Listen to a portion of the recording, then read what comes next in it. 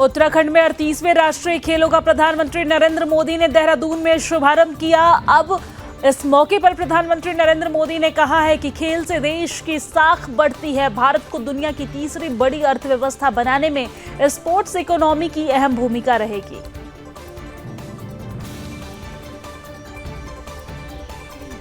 उत्तराखंड में 38वें राष्ट्रीय खेलों की शुरुआत को लेकर सीएम पुष्कर सिंह धामी ने प्रधानमंत्री नरेंद्र मोदी का आभार व्यक्त किया है और कहा है कि 17 दिवसीय राष्ट्रीय खेल महाकुंभ का आयोजन प्रदेश के 11 शहरों में किया जा रहा है, जिसमें देश भर के 10,000 से अधिक खिलाड़ी 35 खेलों में प्रतिभाग कर रहे हैं।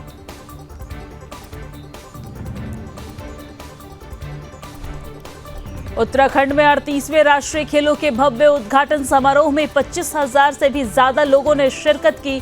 बॉलीवुड गायक जुबिन नौटियाल, पवनदीप राजन सहित कई बड़े सितारे ने अपनी प्रस्तुति दी।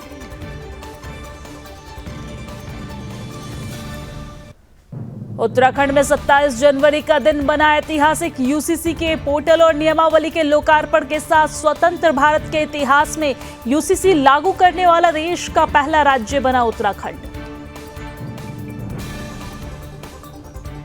उत्तराखंड में यूसीसी लागू करने के बाद कड़े हुए नियम, हर स्तर के अधिकारियों की जिम्मेदारियों को किया गया तय। 60 दिन में होगा जनता की समस्याओं का निपटारा।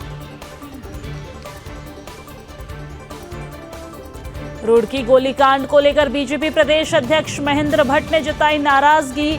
सीएम धामी से की कानून तोड़ने वालों के खिलाफ सख्त कार्रवाई करने की मांग। चार धाम यात्रा की शुरुआत को लेकर बड़ी खबर। बद्रीनाथ धाम के कपाट खुलने की तारीखों की जल्द होगी घोषणा। 2 फरवरी से होगी धार्मिक कार्यक्रमों की शुरुआत। उत्तराखंड में तत्काल शादी के लिए रजिस्ट्रेशन कराने को लेकर देना होगा 10 गुना शुल्क। 2500 रुपए देकर 3 दिन के अंदर कराया जा सकेगा शादी का रजिस्ट्रेशन। 38वें राष्ट्रीय खेलों के आयोजन के बाद उत्तराखंड में जल्द किया जाएगा इंटरनेशनल फिल्म फेस्टिवल का आयोजन। देश विदेश से कई सितारे लेंगे कार्यक्रम में हिस्सा। खटीमा में बीजेपी कार्यकर्ताओं ने नवनिर्वाचित अध्यक्ष रमेश चंद्र जोशी का जोरदार स्वागत किया। विजयी प्रत्याशी ने जनता का आभार भी व्यक्त किया।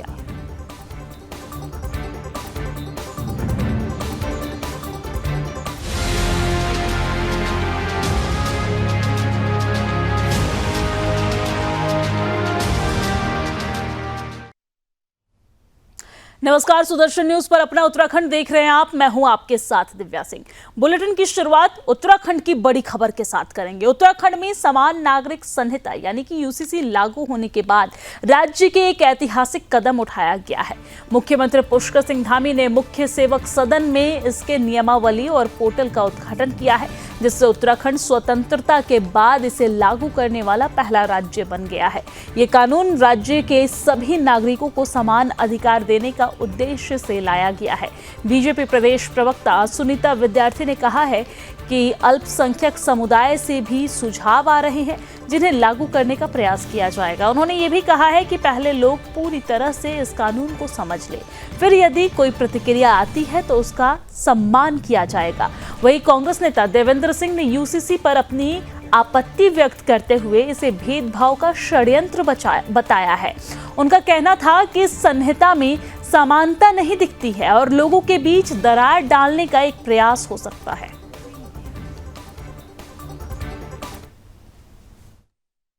यूसीसी के मुद्दे पर हम पहले से ही कह रहे हैं कि ये असंवैधानिक है और गैर कानूनी है। प्रदेश को इसको बनाने का या लागू करने का कोई अधिकार ही नहीं है। चारों तरफ से इस तथ्य के आधार पर आवाजें उठ रही हैं। प्रदेश सरकार को सोचना चाहिए, लेकिन ये बीजेपी की आदत है। बीजेपी और सत्ताधारी दल का ये एक सिस्टम है काम करने का कि अपनी बात को पहले थोप दो और फिर उसमें जो लोग चिल्लाने लगे, जिसको तकलीफ हो वो रोने लगे, फिर उस पर हम पुनर्विचार करेंगे। यह इनकी कार्यशैली और इनका ये सिस्टम होता है। इनको चाहिए था यूसीसी में पहले ही सभी सामाजिक या सामुदायिक जो नेता हैं, उनके धर्म गुरु हैं या जो लोग भी हैं उत्तराखंड में रहते हैं, उनके सबके एक समूह को बुलाकर उनकी सारी संस्कृति, सभ्यता, उनके रीति रिवाज, उनकी परंपराएं, उन पर बातचीत करते हुए उनको एक एमिकेबल सेटलमेंट इसका होना चाहिए था, जो नहीं हुआ। बड़े दुर्भाग्य की बात है कि आनंद फानन में एक ही मुद्दा सुर्खियों में है कि इन्होंने हमारे युवाओं को, छात्रों को, खासकर स्कूल में जो बच्चे पढ़ते हैं, जो कहीं जॉब के लिए कहीं इधर उधर घर से गए हुए हैं, उनका भविष्य खराब करने का इसमें साजिश की है। देखिए, सबसे पहले उत्तराखंड राज्य प्रथम राज्य के रूप में आगे बढ़ा है और यूसीसी लागू करने वाला प्रथम राज्य बना है। उसके लिए पूरे प्रदेशवासियों को, देशवासियों को शुभकामनाएं हैं। और अभी सभी जिस प्रकार से अल्पसंख्यक आयोग में भी काफी हमारे भाई लोग हैं, उनकी तरफ से भी प्रतिक्रियाएं आ रही हैं, तो सभी तरफ से जो भी प्रतिक्रियाएं रहेंगी उसके अकॉर्डिंग आगे देखा जाएगा कि क्या इसमें पॉसिबिलिटीज है। तो अभी तो लोग इसको पढ़ लें, अभी मसौदा सबके पास आ जाए, उसको अच्छे से स्टडी कर लें और स्टडी करने के बाद भी अगर कहीं पे कोई चीज दिखाई ऐसी प्रतीत होती है कि समाज के लिए या वर्गों के लिए एक डिफरेंस क्रिएट करती है, तो आगे देखा जाएगा और जहां संशोधन करने की आवश्यकता होगी वहां पे संशोधन करने का भी उसमें पूरा प्रावधान है।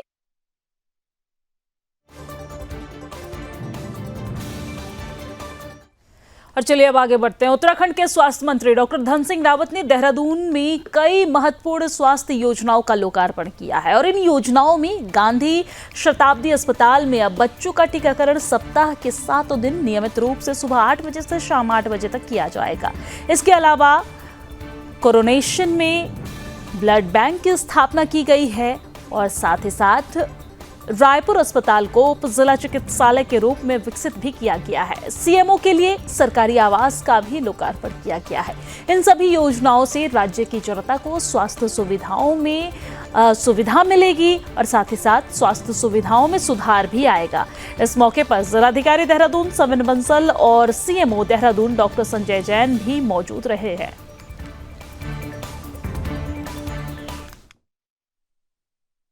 देखिए, सबसे पहले तो मैं पत्रकार मित्रों का धन्यवाद देना चाहता हूं कि आप स्वास्थ्य विभाग के कई समसामयिक विषयों को मेरे तक भी लाते हैं और जनता तक भी लाते हैं। आज देहरादून में लगभग 7 योजनाओं का हम लोग उद्घाटन भी कर रहे हैं और लोकार्पण भी कर रहे हैं।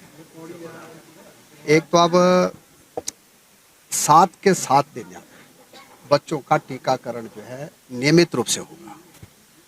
दूसरा, ब्लड बैंक की स्थापना कर रहे हैं। तीसरा, हम सीएमओ आवास, हमने पहली बार सीएमओ को आवास दिया है, उसका भी आज भूमि पूजन हो रहा है।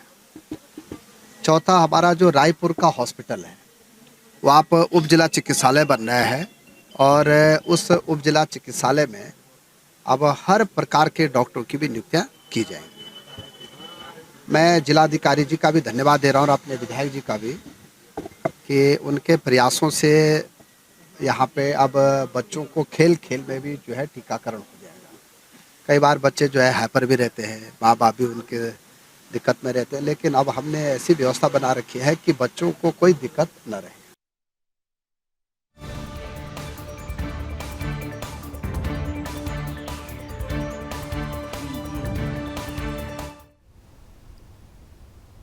और चलिए अब आगे बढ़ते हैं। महाकुंभ प्रयागराज में हुई भगदड़ के बाद उत्तराखंड सरकार ने गंभीर कदम उठाए हैं। मुख्यमंत्री पुष्कर सिंह धामी के निर्देश पर उत्तराखंड सरकार ने आपदा प्रबंधन विभाग के माध्यम से प्रभावित श्रद्धालुओं के लिए हेल्पलाइन नंबर जारी किए हैं। उत्तराखंड के श्रद्धालु जो महाकुंभ प्रयागराज में किसी प्रकार से प्रभावित हुए हैं, इन हेल्पलाइन नंबरों पर संपर्क कर सकते हैं। हेल्पलाइन नंबर जो है आपकी टेलीविजन स्क्रीन पर है। दरअसल आपको जानकारी दे दें कि आपदा प्रबंधन विनोद कुमार सुमन ने ये जानकारी दी है कि इन नंबरों पर संपर्क कर श्रद्धालु किसी भी प्रकार की सहायता या घटना से संबंधित जानकारी प्राप्त कर सकते हैं। तो उत्तराखंड सरकार की तरफ से हेल्पलाइन नंबर जारी की गई है। दरअसल बीती रात हमने देखा कि किस तरीके से महाकुंभ में महास्नान के दिन यानी कि मौनी अमावस्या के दिन स्नान का एक विशेष महत्व होता है और इस दिन करोड़ों की संख्या में श्रद्धालु लगातार महाकुंभ में महास्नान के लिए पहुंच रहे हैं और ऐसे में थोड़ी भगदड़ की स्थिति हो गई थी, जिसमें काफ़ी संख्या में श्रद्धालु जो है वो प्रभावित हुए। लेकिन इन तमाम चीज़ों को देखते हुए उत्तराखंड सरकार ने तुरंत एक्शन लेते हुए उत्तराखंड के श्रद्धालुओं के लिए एक खास कदम उठाया और अपने प्रदेश के लोगों के लिए उन्होंने हेल्पलाइन नंबर जारी की है। महाकुंभ भगदड़ के बाद श्रद्धालुओं की सहायता के लिए ये नंबर जारी की गई है। ये नंबर आपके टेलीविजन स्क्रीन पर है। अगर आप भी उत्तराखंड के निवासी हैं या उत्तराखंड में रहते हैं और आपको किसी तरह के महाकुंभ में स्नान के लिए गए हैं और कोई परेशानी हो रही है, तो आपदा प्रबंधन विभाग का ये नंबर आपके टेलीविजन स्क्रीन पर है। आप इसे नोट कर लीजिए और इस नंबर पर फोन करके आप मदद ले सकते हैं। प्रयागराज घटना के बाद प्रभावितों के लिए यह हेल्पलाइन नंबर जारी किया गया है।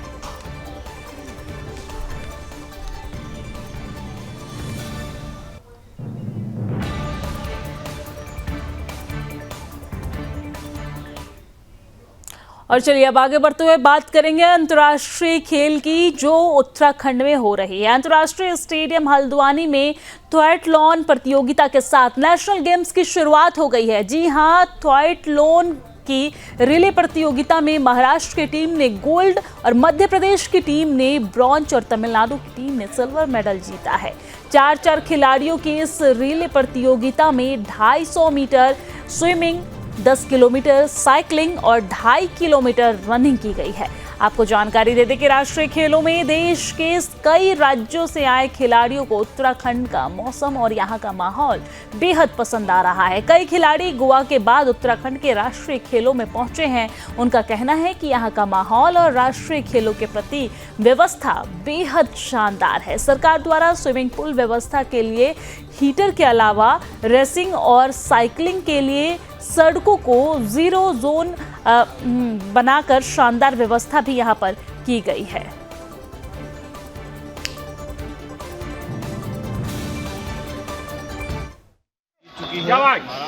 आज मैं मिक्स रिले में पार्टिसिपेट किया था और हमें गोल्ड लगा है। अच्छा लग रहा है। अच्छा, उत्तराखंड आके बहुत अच्छा लग रहा है क्योंकि कुछ तो नया देखने मिल रहा है, नया सीखने मिल रहा है क्योंकि हर वक्त ट्रायथलॉन का जो इवेंट है वो अर्ली मॉर्निंग होता था, तो यहाँ पे कुछ तो नया देखा है क्योंकि दोपहर में इवेंट हुआ है। आज पहले मतलब 2.50 ये था स्विमिंग, 250 स्विमिंग था, फिर उसके बाद 10 किलोमीटर साइकिलिंग और 2.5 रनिंग था।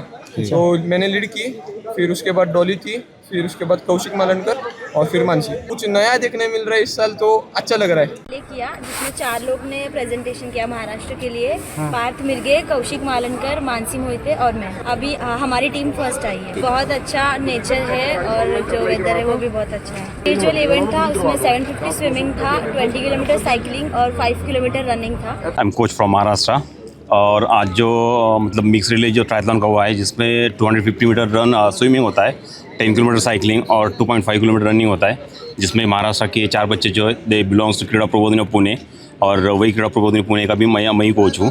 दे all belongs to me and they all belongs to Maharashtra. ये हमने महाराष्ट्र के लिए फर्स्ट मतलब सेकंड गोल्ड मेडल दिया है। कल इसी इवेंट में इंडिविजुअल इवेंट में डॉली पाटिल ने गोल्ड मेडल और मानसी मोहिते ने सिल्वर मेडल लिया है और बॉयज़ में पार्थ मिर्गे ने ब्रॉन्ज मेडल लिया है। महाराष्ट्र के सभी बच्चों ने बहुत अच्छा परफॉर्मेंस दिया है।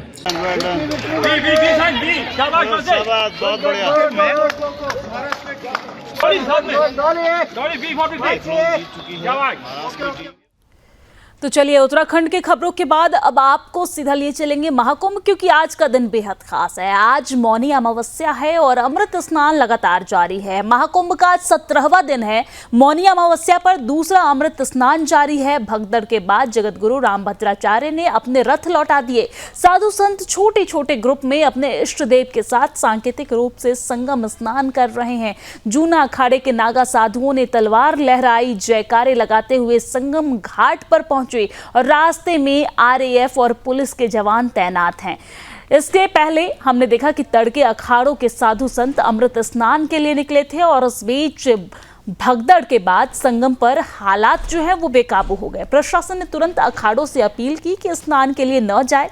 हालांकि अखाड़ों के द्वारा भी ये कहा गया कि जनहित को देखते हुए हमने प्रशासन की अपील को मान ली है। आपको ये भी बता दें कि महाकुंभ मेले और प्रयागराज शहर में इस समय करीब 10 करोड़ से ज्यादा श्रद्धालु मौजूद हैं। वहीं अगर 28 जनवरी तक की बात की जाए तो 20 करोड़ लोग अभी तक महाकुंभ में स्नान कर चुके हैं। प्रशासनिक ये आंकड़ा है। आपको जानकारी दे दें कि कि 20 करोड़ लोग अभी तक महाकुंभ में स्नान कर चुके हैं। प्रशासन की कोशिश है कि आसपास के घाटों पर स्नान करने के बाद श्रद्धालुओं को वापस किया जाए। हालांकि श्रद्धालुओं की तरफ से भी लगातार ये देखी जा रही है कि श्रद्धालु भी कहीं ना कहीं इस घटना के बाद जागरूक नजर आ रहे हैं। हालांकि इससे पहले हमने देखे थे कि किस तरीके से श्रद्धालु स्नान करने के बाद वहीं संगम तट पर बैठ के महिलाएं खासतौर पर पूजा अर्चना कर रही थी, लेकिन इस घटना के बाद श्रद्धालु भी जागरूक नजर आ रहे हैं। तो महाकुंभ में कीर्तिमान लगातार जारी है, और महाकुंभ में कीर्तिमान क्योंकि अब तक 20 करोड़ श्रद्धालु आस्था की डुबकी लगा चुके हैं और इस वक्त लगातार अखाड़ों के संतों के द्वारा डुबकी लगाई जा रही है। 13 अखाड़ों के जो संत हैं वो एक के बाद एक अमृत स्नान कर रहे हैं और ये तस्वीर हम आप तक पहुंचा रहे हैं, जहां पर हर हर महादेव की गूंज के साथ अखाड़ों के जो साधु संत हैं, जो नागा बाबा हैं, वो स्नान कर रहे हैं। और ये तस्वीर देखिए, सनातन की एकता की तस्वीर, सनातन की ये खूबसूरत मनमोहक दृश्य आपके टेलीविजन स्क्रीन पर, जहां पर नागा साधु जो हैं वो स्नान कर रहे हैं। कुल 13 अखाड़े हैं और एक के बाद एक सभी अखाड़े के जो संत हैं वो स्नान करने के लिए पहुंच रहे हैं। दरअसल सुबह में ही इनके स्नान करने का जो समय था वो तय था, लेकिन हमने देखा कि बीती रात किस तरीके से थोड़ी सी भगदड़ मच गई थी, जिसके बाद जो व्यवस्था थी वो अस्त व्यस्त हो गई। स्थिति कुछ ऐसी बनी जिसकी वजह से उस टाइम पे जूना अखाड़े के और तमाम अखाड़ों के जो अध्यक्ष थे और साथ ही साथ शंकराचार्य लोगों से भी बातचीत की गई और उसके बाद उन्होंने भी कहा कि जनहित को देखते हुए फिलहाल वो स्नान करने नहीं जाएंगे। लेकिन जब स्थिति पूरी तरीके से काबू में हो गया तो अब एक के बाद एक अखाड़े के जो संत हैं, जो वहां पे पहुंचे हुए हैं, वो स्नान के लिए जा रहे हैं और तस्वीरें हम आप तक पहुंचा रहे हैं। महानिर्वाणी से शुभारंभ हुआ अखाड़े के स्नान का और सबसे आखिरी में निर्मल अखाड़े का अंतिम स्नान होगा। और ये देखिए, नागा साधुओं का स्नान लगातार जारी है। अंतर की ऊर्जा के जागरण का पर्व है, जो व्यक्ति के अंदर अनंत क्षमताएं और अतुल्य सामर्थ्य है उसको चैतन्य करने का पर्व है। सोमवती अमावस्या पर हम स्नान करने जा रहे हैं, अमृत स्नान। भारत के अभ्युदय के लिए ये एकता का महाकुंभ है, सामाजिक समरसता का महाकुंभ है। यह हमारी पुरानी अत्यंत प्राचीन भारतीय संस्कृति के गौरव का दृश्य दिखाई दे रहा है कि हम शताब्दियों से सलीलाओं के साथ लोक मंगल के गीत गाते रहे, हम लोग कल्याण के लिए साधन करते रहे। जैसे वृक्ष का कुछ भी उसके लिए नहीं है, उसका गौन, छाल, छाया, वलकल, फल, फूल, सुगंध, मकरंद सबके लिए, वैसे ही साधु महात्माओं का जीवन लोक कल्याण के लिए होता है, वह सबके लिए होता है। और उसी दिशा में हम यह समवेत होकर पुनः स्नान करें। राष्ट्र के हित के लिए और पूरे विश्व के कल्याण के लिए जो ईसाई स्नान और आज की जो घटनाएं हुई है उसके लिए पहले तो हम सभी 13 अखाड़े के संत महापुरुष बड़े दुखी रहे हैं, लेकिन ये प्रभु की ऐसी कृपा थी और अच्छे ढंग से अब स्नान को हमारे देवता जा रहे हैं स्नान करने के लिए, तो अखाड़ों में बड़ी खुशी और हर्ष है और सरकार ने भी बड़ा सपोर्ट किया है। उत्साह है, अनंत उत्साह है। आवाहन पीठाधीश्वर आचार्य महामंडलेश्वर। तो साधु संतों में और अखाड़े के जो वहाँ पर संत हैं उनमें कहीं ना कहीं बेहद उत्साह देखा जा रहा है। संतों के द्वारा ये बात कही जा रही है कि आज का स्नान जो है, आज की जो स्नान है यानी कि मौनी अमावस्या के स्नान में उनके जो देवता हैं, इष्ट देव हैं, वो स्नान करते हैं और जो बसंत पंचमी के दिन स्नान होगा वो संतों का स्नान होता है। इसी पर हमारे साथ ज़्यादा जानकारी के साथ मेरी सहयोगी लावनी विनित हमारे साथ जुड़ गई है प्रयागराज से। लावनी, इस वक्त किस तरह की तस्वीरें देखने को मिल रही है वहां पर? सनातन की एकता की मनमोहक तस्वीरें भी जरा दिखाइए और बताइए कि किस तरह की तस्वीरें इस वक्त देखने को मिल रही है और क्या कुछ आप देख रही हैं वहां पर। दिव्या, मुझे लगता है कि टीवी स्क्रीन पर जो इस वक्त लाइव तस्वीरें चल रही हैं वो सुदर्शन की तरफ से सीधी तस्वीरें प्रयागराज से मैं पहुंचाने का प्रयास कर रही हूं सुदर्शन के दर्शकों के लिए। इस वक्त आपको बता दूं कि मेरे सामने से वैष्णव अखाड़ा जिनका ये अमृत स्नान प्रारंभ हो चुका है, शैव अखाड़े जिसमें 7 शैव संप्रदाय के 7 अखाड़े जिन्होंने अमृत स्नान कर लिया है और इसके बाद वैष्णव की अखाड़े, वैष्णव संप्रदाय के 3 अखाड़े और फिर उदासीन संप्रदाय के 3 अखाड़ों का अमृत स्नान होना है। इस वक्त जो आप सामने खास तौर पर देख रहे हैं ये श्री पंच दिगंबर अनि अखाड़ा यानी ये वैष्णव अखाड़ा है और खास तौर पर यहाँ पर अगर आप देखें तो यहाँ पर भी जो संत और महात्मा है वो बहुत ज्यादा भव्यता और दिव्यता के साथ तो नहीं निकल रहे, लेकिन एक चीज ये जरूर यहाँ देखने को मिल रही है कि शास्त्रों के साथ साथ शस्त्र जो हमारे धर्म रक्षक जो जिसकी वो पूजा करते हैं, जो धर्म की रक्षा के लिए शस्त्र हैं, उनको हाथ में जरूर लिया गया है। सबसे पहले हमने देखा कि इष्ट देव और धर्म ध्वजा साथ में रही और उसके बाद फिर जो साधु संत हैं, क्योंकि ये दिगंबर अखाड़े के साधु संत हैं, तो ऐसे में आप देख सकते हैं कि श्वेत वस्त्र धारण करते हैं। ये दिगंबर अवस्था में रहते हैं लेकिन श्वेत वस्त्र धारण करते हैं और वही तस्वीरें यहाँ पर मोहक तस्वीरें आप देख पा रहे हैं। पद यात्रा करते हुए ये शोभा यात्रा जा रही है। सबसे ज्यादा महत्वपूर्ण तस्वीर यहाँ पर ये कही जा सकती है कि यहाँ पर बीते मकर संक्रांति में जिस तरीके की भव्यता नजर आ रही थी, उस भव्यता में साधु संतों की संख्या ज्यादा थी, लेकिन इस बार देखिए तो सुरक्षा कर्मियों की संख्या ज्यादा है और मैं लगातार ये देख रही हूँ कि यहाँ पर बहुत अनुशासनात्मक तरीके से ये जो शोभा यात्रा है अमृत स्नान के लिए संगम नूस की तरफ बढ़ रही है। यह अखाड़ा मार्ग है जहां से विभिन्न अखाड़े निकल रहे हैं और यहाँ पर खास तौर से ये देखने को मिल रहा है कि जब एक अखाड़ा स्नान कर लेता है, वो वापस लौटने लगता है, तब दूसरे अखाड़े को पॉन्टून पुल से हरी झंडी दी जाती है कि वो आगे बढ़े। यानी एक अखाड़े और दूसरे दो अखाड़ों के बीच में सीधे कहना चाहिए कि 30 मिनट का वक्त रह रहा है।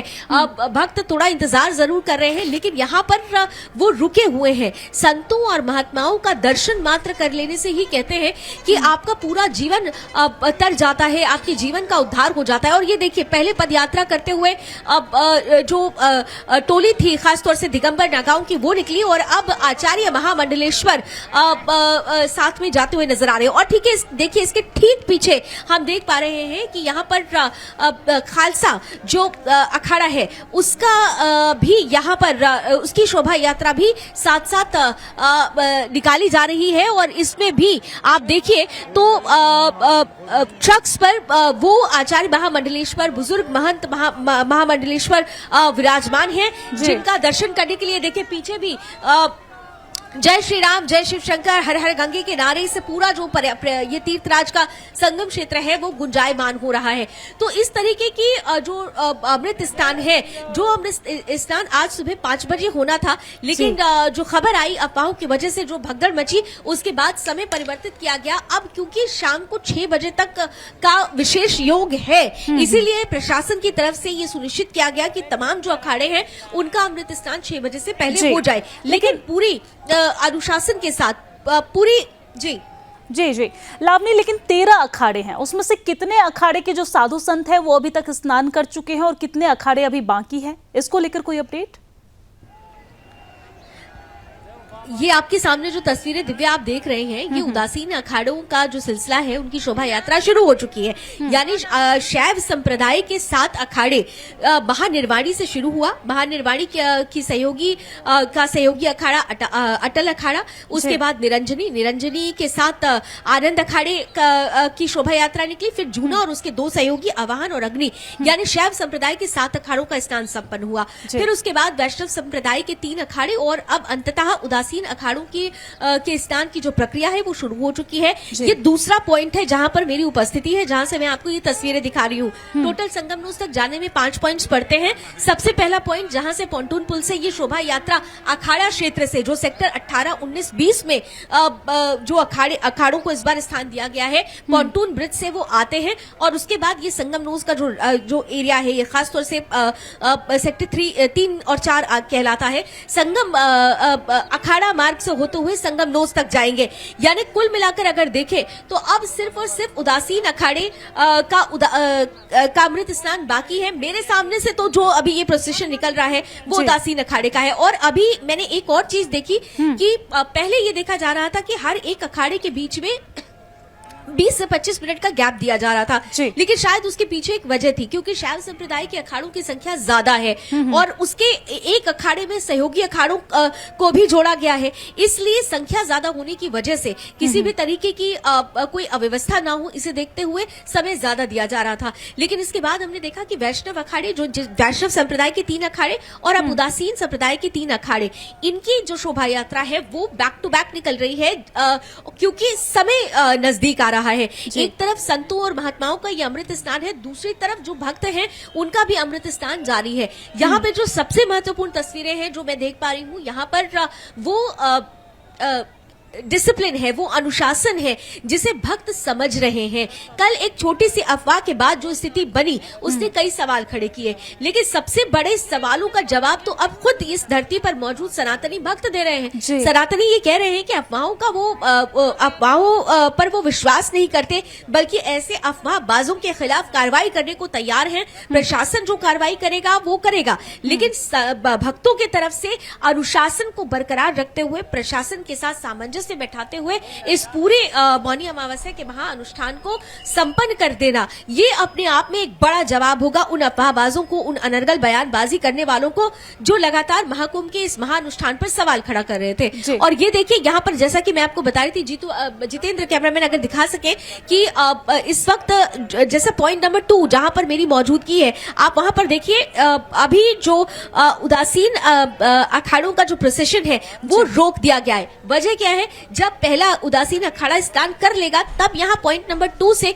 इन्हें हरी झंडी दी जाएगी और ये आगे बढ़ेंगे ताकि किसी तरीके की अव्यवस्था ना हो। यानी कुल मिलाकर जो भव्यता और दिव्यता है, जो शोभा यात्रा में हमने हाथी घोड़ों के साथ रथ यात्रा पे सवार होते महामंडलेश्वरों को और बड़े बड़े महंतों को देखा था, आज वो बहुत भव्यता तो नहीं दिखाई दी, लेकिन उसके बीच में हमने जो सीख ली वो सीख इस बात की है कि सनातन हमें ये सिखाता है कि हम अनुशासन सीखे, सनातन हमें ये सिखाता है कि हम भावनाओं की कद्र करें, सनातन हमें ये सिखाता है कि हम व्यवस्थाओं का दुरुपयोग ना करें, सनातन हमें ये सिखाता है कि हम अपने आप को उस परमात्मा से जोड़ें जहां पर हमें मोक्ष की भी प्राप्ति हो और जहां पर हम ये कह सके कि हम उस सनातन से संबंध रखते हैं जो हमें निरंतर और सतत आगे बढ़ने के लिए एकता का संदेश देता है। और ये जो आज शोभा यात्रा, भले ही वो सुबह का समय निकल गया हो, भले ही वो जो अमृत काल जिसे कहा जाता है, जो सुबह का वक्त था 5 बजे का, जिस समय अमृत स्नान होना था वो निकल गया हो, लेकिन फिर भी हमारे साधु संतों ने आज पहले निर्णय जो लिया था कि रद्द करेंगे, और प्रशासन ने भरोसा दिया कि नहीं, आप अमृत स्नान रद्द मत कीजिए, आप भरोसा रखिए, व्यवस्था दुरुस्त है और जनता जनार्दन आपके साथ है। जो यहाँ भक्त आए हैं वो आपकी चरण की रज के लिए, आपकी एक दर्शन मात्र के लिए। और उमंग तो बहुत है, लेकिन आज रात्रि के समय पर जो कुछ स्नान भी किया और एक बड़ा जवाब उन तमाम अराजक तत्वों को, उन विधर्मियों को जो निरंतर हमारे महाअनुष्ठान पर सवाल खड़ा कर रहे थे। दिव्या, ठीक है लावली, और हमने ये चीज भी देखी कि किस तरीके से कहा जाता है कि सनातन हमेशा संसार के हक में, जनता के हक में, जनहित के हक में फैसला लेता है। और आज हमने देखे कि किस तरीके से जब भगदड़ की खबर सामने आई तो यहाँ पर जो अखाड़े, 13 अखाड़े के जो अध्यक्ष थे, उन्होंने खुद आगे आके ये बात कही कि जनहित में जो फैसला होगा हम वो लेंगे और हम अभी स्नान के लिए नहीं जाएंगे। यानी कि जब व्यवस्थाएं पूरी तरीके से दुरुस्त हो जाएगी, जब लोग एकदम शांत हो जाएंगे, जो पूरी तरीके से जो स्थिति है वो काबू में हो जाएगी, फिर आगे प्रशासन की तरफ से जो फैसला होगा वो लिया जाएगा। और कहीं ना कहीं सनातन की एकता जो है वो देखने को मिल रही है। धन्यवाद तमाम जानकारी साझा करने के लिए, हमारे साथ लाइव जोड़ने के लिए। इसी के साथ इस बुलेटिन में फिलहाल के लिए इतना ही, लेकिन देश और दुनिया की तमाम खबरों के लिए आप देखते रहिए सुदर्शन न्यूज। जय हिंद।